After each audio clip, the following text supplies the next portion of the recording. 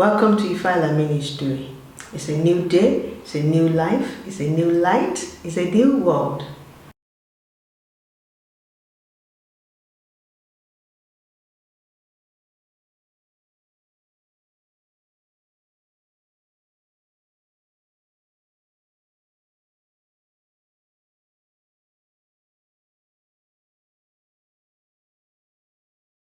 How is all my beautiful people doing today? It's a very beautiful day, and we give honor to life for giving us these opportunities to be able to have a word or two with one another in regards to how to move forward in our lives. Alafia, because moving forward, that's what Ifala Ministry is about. With the light of Ifala shining upon our lives, upon our world, we will continue to keeping on in order to represent precisely who we are as, and with the glory of Ifala upon our lives, we will continue to stay in our renewal. Renewal is every day. Alafia. Right, what are we talking about in Ifala Ministry today? We're going to be talking about economic, really. You know, how is our relationship as a nation, as people, as individual, and collectively, how are we relating to our economy? We're going to be talking about economic, but I'm going to somewhat find a way to relate that to that which is creating a setback to our economy. And why did I say that? I said that because this particular tool is somewhat not allowing Black people as a nation to have what I would call a stress-free life or a depression-free life, whereby you can actually be able to think straight. And because when you don't have to deal with confusion or depression or deprivation of any sort, you can think straight. So what we're talking about today is economy. But I'm just referring to this tool that is definitely not aiding our economy. And why is it not aiding our economy, and how? You know, and this tool that I'm talking about is religion. I would like to refer to that quickly again, just so I can link it to how we need to focus on our economic, not religion. You know, our intention is genuinely to move forward. So why do I mention religion as a tool that is seriously an hindrance to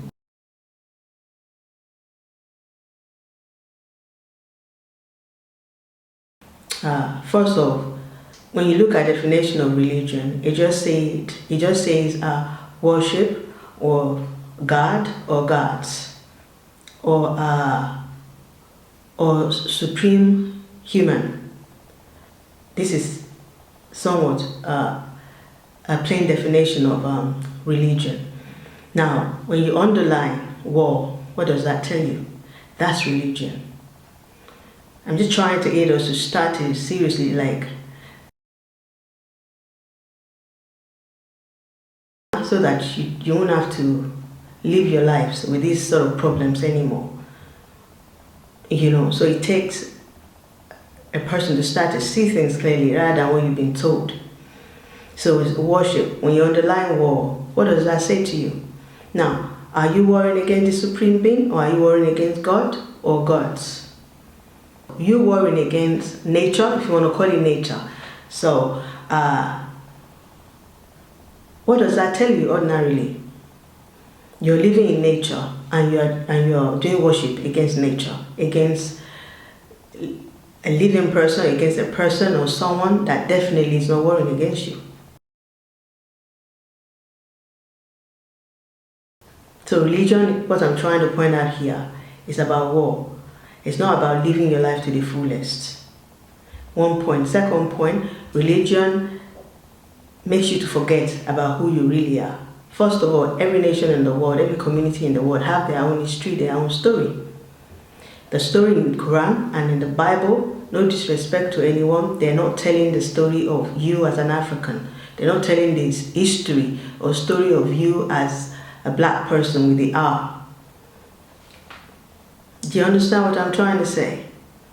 This is religion. This is how religion is causing havoc with the people who are so big on religion and they forget every aspect of their lives. And the story that I wanted to briefly point out in regards to religion, that it's not really reflecting you, it's not really allowing you to know yourself, it's not enabling you to behave properly with nature. Like it makes you to think in a manner that you malfunctioned. And when you malfunctioned, the first person you will hurt is yourself, really.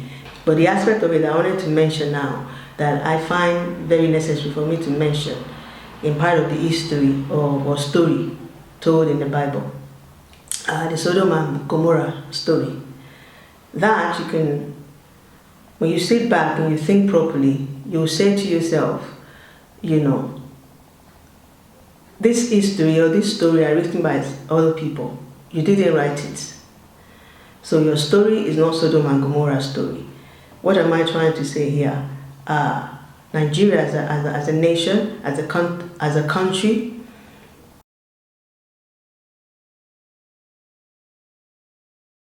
we're not Sodom and Gomorrah. That is just somebody else's history. Now, exception to that will be if you're someone who practices that kind of lifestyle, then it is now best time for you to make a solid decision to remove yourself from that kind of lifestyle, if you know what I mean. So you can't just really, connect that to somebody else or a whole continent or a whole country of people. So Nigeria, we don't function in Sodom and Gomorrah. We're not Sodom and Gomorrah. This is part of the example that I'm trying to say to you. It is not your story, it is not your history. So there's no need for you to really be connecting to that, let alone of you thinking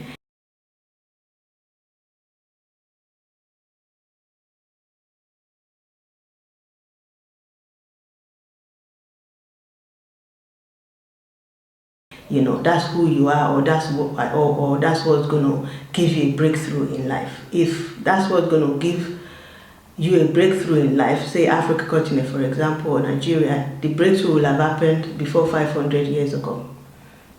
So please, African people, particularly Nigerian people, since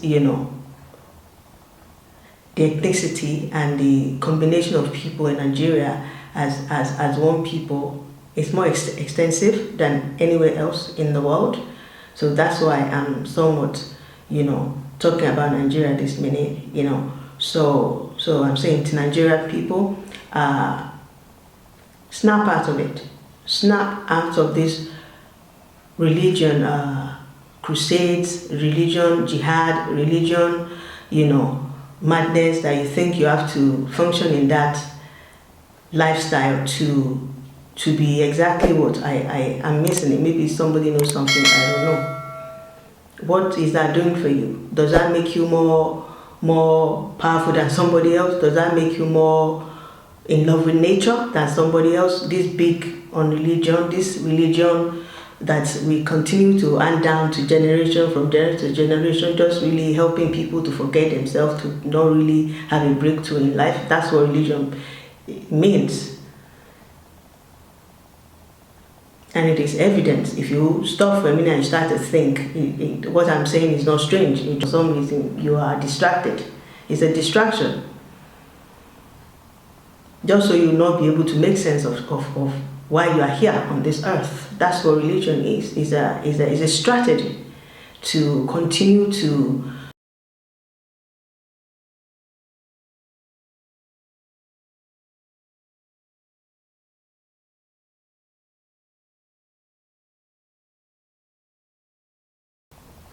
That's the only bondage you can think of, forgetting yourself, because no another man cannot, according to the love of Ifala upon the world, upon the nature, upon you, upon the universe, upon the planet, upon the galaxy. Yeah? No other man can put another man in bondage. But what religion is doing in clarity is that it's making you to forget yourself. So in a way, knowingly or unknowingly, you are putting yourself in a bondage.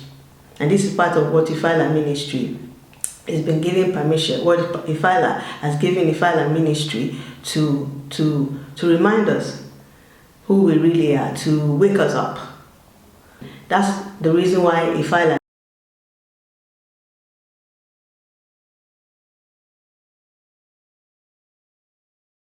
a responsibility with Ifala ministry to awaken us. You know, I'm awakening myself as I listen to the commandment of Ifala upon my life, to say to us, snap out of these lies, snap out of these strategies that is, you know, put there by somebody else. Snap out of religion, yes, snap out of forgetting yourself. Snap out of anything that is helping you to forget yourself. That is the worst bondage, you know, forgetting yourself. And then your everything you do, you are referring to somebody else or some other people. So how can you really represent yourself when nature is calling out to you? When nature is bringing forth, you know, natural beauty upon your world, upon your life, in your, you know, in your space that universe has given you. How can you be able to represent yourself when you're functioning in forgetfulness of who you really are? You know, so if anyone that is out there and you've ever said to yourself, nothing makes sense, this is the time that you should be able to start to make things to make sense, you know, about yourself. And the first place to start is to remember that this religious thing, you know, religion, lifestyle, and religion, that is not helping you to make sense of things or connecting to your real self or nature, you know, it's got to stop. So I'm saying to people, snap out of this religion madness. Snap out of this, my religion is better than yours. I am more sane than you are. I am more powerful than you do. All these things, stop it. It is not a way that thinking people should be functioning. My point, story in the Bible, history in the Bible, story in the Quran, history in the Quran does not represent you as African people.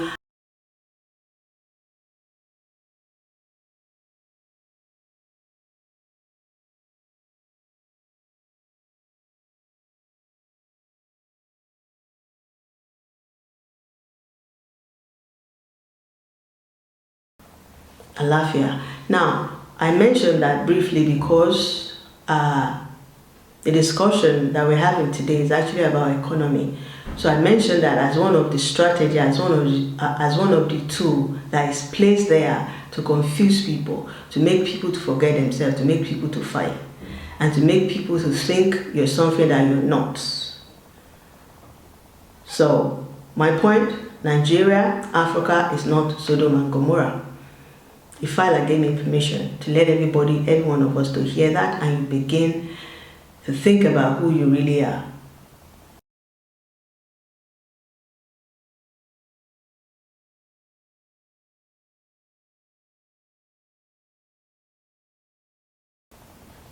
And if there's anything you can't even think of, if we're someone who haven't even started thinking innately, looking inward, start to think economy. Last week I said, start to think about number. There's no way you mention economy and you will not mention number. There's no disrespect to people who are big on religion. I'm just, you know, making sure I'm real about the journey that life herself has taken me through to get here, if you know what I mean. So, yeah, let's start to think about economy. As you start to think about number, start to think economy. Now, what is the definition of economy? Economy is simply about,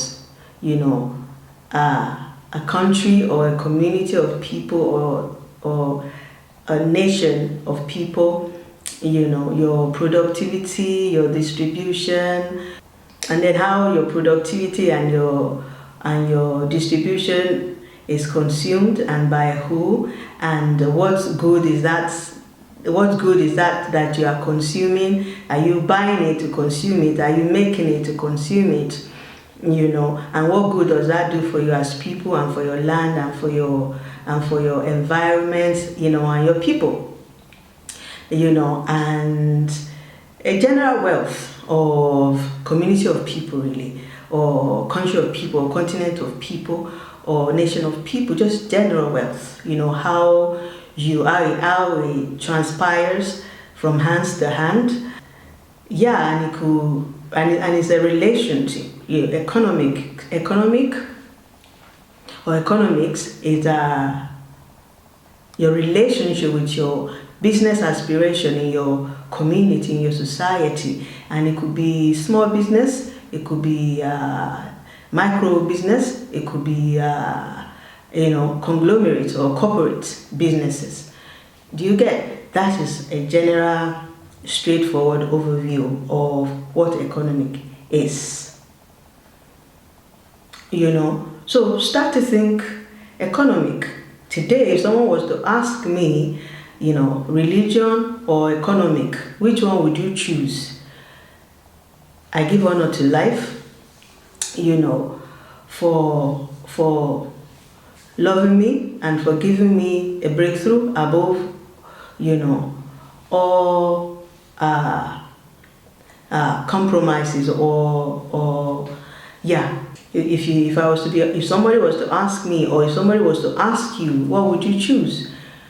When you become somebody that have clarity, even in a small way possible, I'm telling you, I can assure you, choose economic. You will choose your economic and not religion, because economic is tangible, just as number is tangible.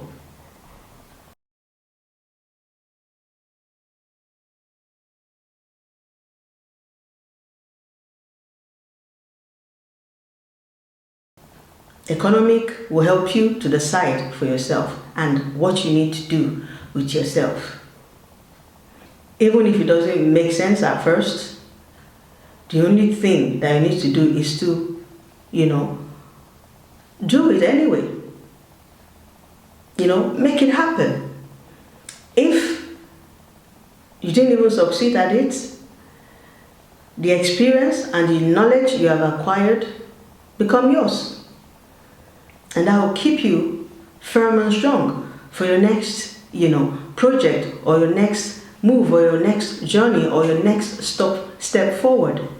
So when you think economy, you cannot go wrong. Because every step you make, you acquire knowledge. You just have to know the principle of, you've got to keep it moving. Definitely. The fact that you keep it moving, with certainty, your economy will never fail you. So start from the micro,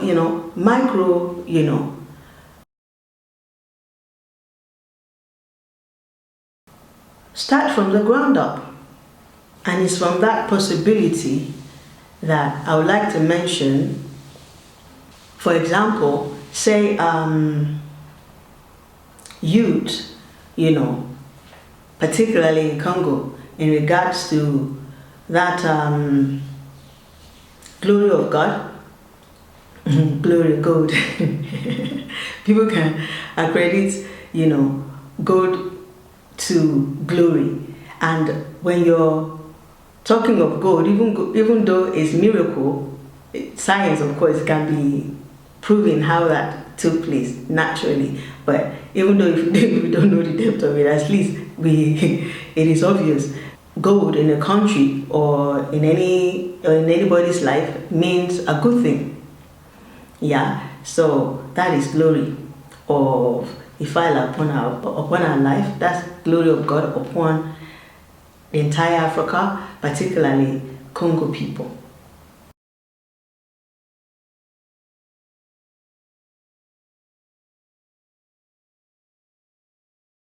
Or really begin to think how you can add value to that gold so that that gold can add value to you, rather than you thinking, oh, government will do it. Yes, government will do it, but we have responsibility too as people, because there's no government if there's no people. So youth all over the world, in any part of Africa that you are, you have to start thinking about economy, your own innate personal economic and the general economic, and it spreads, it will extend. So what am I saying is that the youth of Congo, you don't need to leave all the responsibility to the government alone.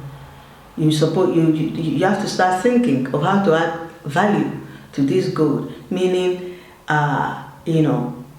set up a team that have similar aspiration when it comes to how to add value to gold.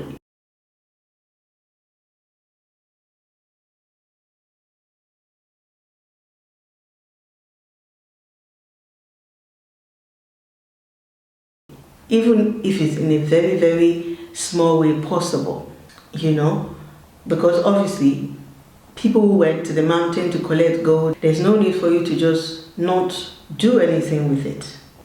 Even if you don't have interest.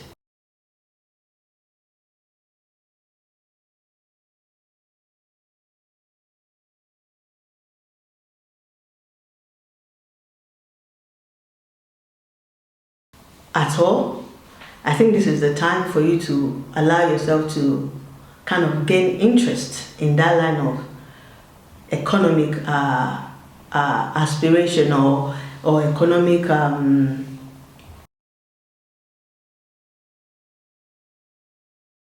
business wise.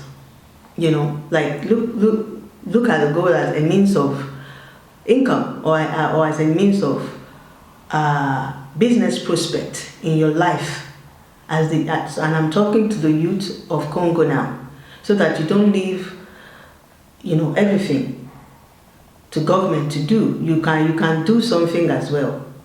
Gather yourself as a team, put proposal together, which if those of you who have interest in turning gold into jewelry,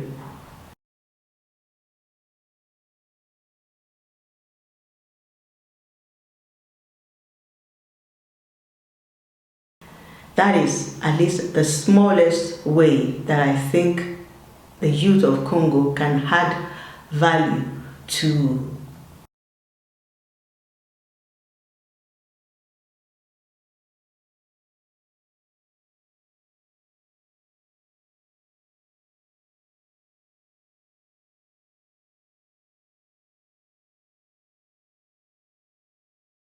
you're part of the government. That's what I'm trying to say. You're part of the government. So make sure you really respect that position that you play and don't play with it. Take it important, take it serious.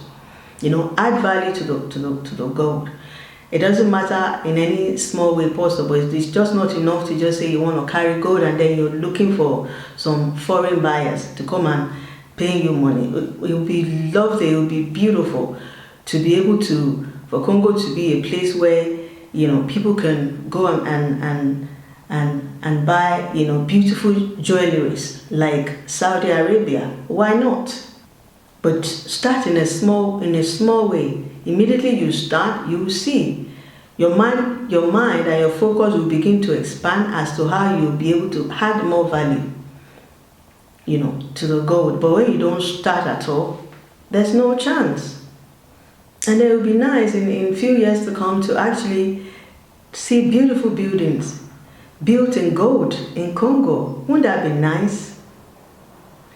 This is the reason why the gold mountain was given to Africans, continent.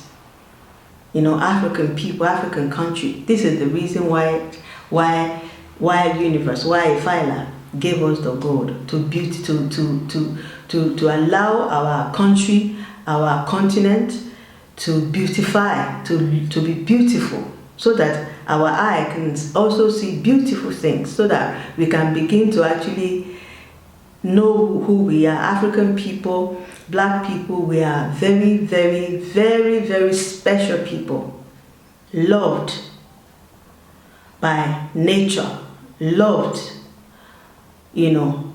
by the universe, by AFRIKA, by God. But because we're distracted, we're distracted by religion. Beautiful new day, beautiful new time, beautiful new life. That AFRIKA is insisting that we must all start to think, to use our brain. Think economic, think businesses, think entrepreneurship, think what you enjoy innately to do. If you're one of people out there, it doesn't even matter which part of the continent you come from, because Africa is one, we're one people. Congo to Nigeria, Nigeria to South Africa, South Africa to Ghana, Zaire, Senegal, Kenya, it goes on. It's one continent. That means we're one people. But innately and immediately, youth in Congo, you need to start thinking now. What do you want the gold to do for you? How do you relate to the gold? What does the gold mean to you? How can you immediately, in a very small way, begin to add value to the gold? That's how you can be grateful. That's how you can show appreciation to nature. There's a Yoruba saying that ẹni tó bá dúpẹ́ orí á rí ìmí ìgbà.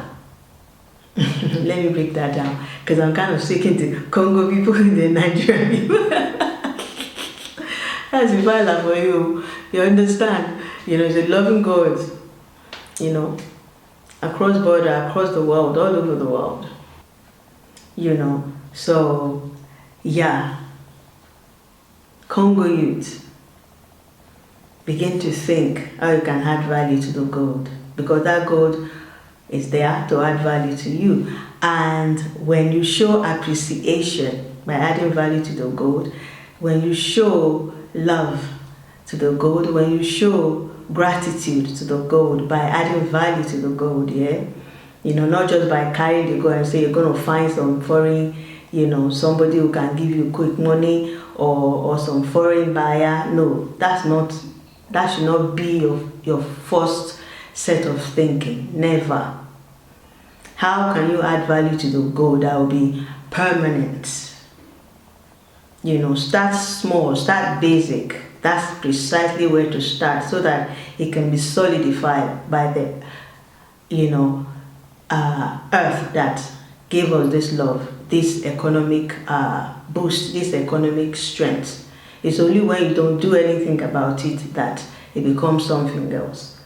But if a group of you, a team of you, start to want to do something about it, that's showing gratitude. And when you show gratitude, more will be given to you.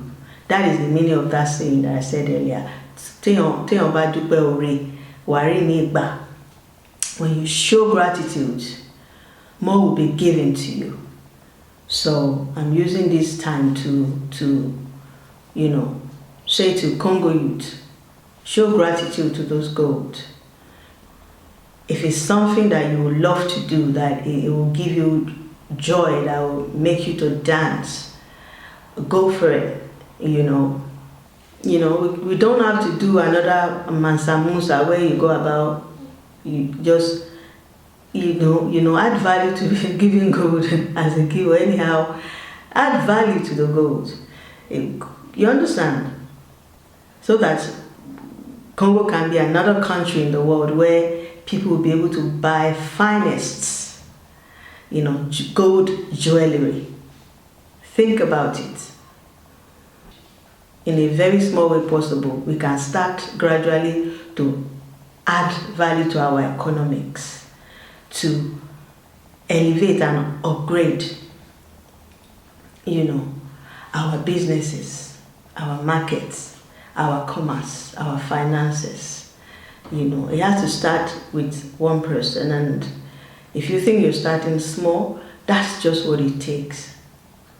So please, Congo youth, make you start to think, this love that the Father is showing, the world of Africa, showing African people.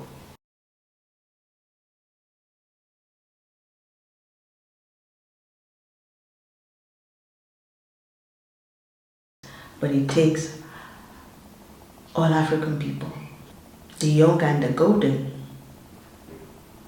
to begin to think alike, i.e., how are we relating to our economics? What are you doing with your economics? Let's begin to ask ourselves that question, and we take it from there. Alafia.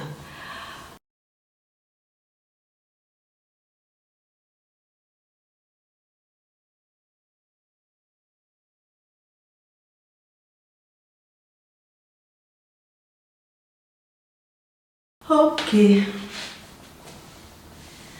Now, is factogram comedy? Factogram comedy. Factogram comedy. What do we have in factogram comedy today? Factogram comedy today. Factogram comedy today. Who don't love laughter? I do. Factogram comedy, most of the time, I don't write nothing about it though. It just come. So, it just come on the move.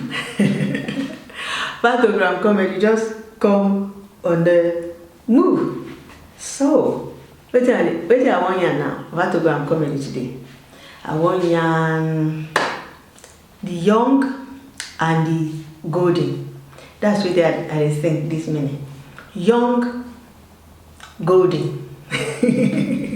No, just now, young, golden. Have you ever heard of it before? Golden age. Golden. Every time, I think one of our greats said in one of his communication to us, talk of religion. Wow. Relationship with nature. It's more straightforward. What do you think? Relationship with nature is more straightforward. Even that will make sense to economics as well. And your entrepreneurship. One of our greats says, what did he say? Yes, he said, Dr. John Henrik Clark, he says, golden age. Every time there's a golden age, the certain community of people in the world, that's when they will kind of use religion or whatever it is, whatever means they can, to just make people to start to fight each other. Something of that nature. I'm paraphrasing, I'm not quite being exact here, but something to do with golden age. So these sort of people, they will just put one thing together to distract people just so they can steal their gold. Or something like that. But this gold is not stealable. That is why you never just carry everybody go there. Go there. Golden age. Young and golden. Are you young or are you golden? Is there a difference between young and golden? The thing I won't mention for that one is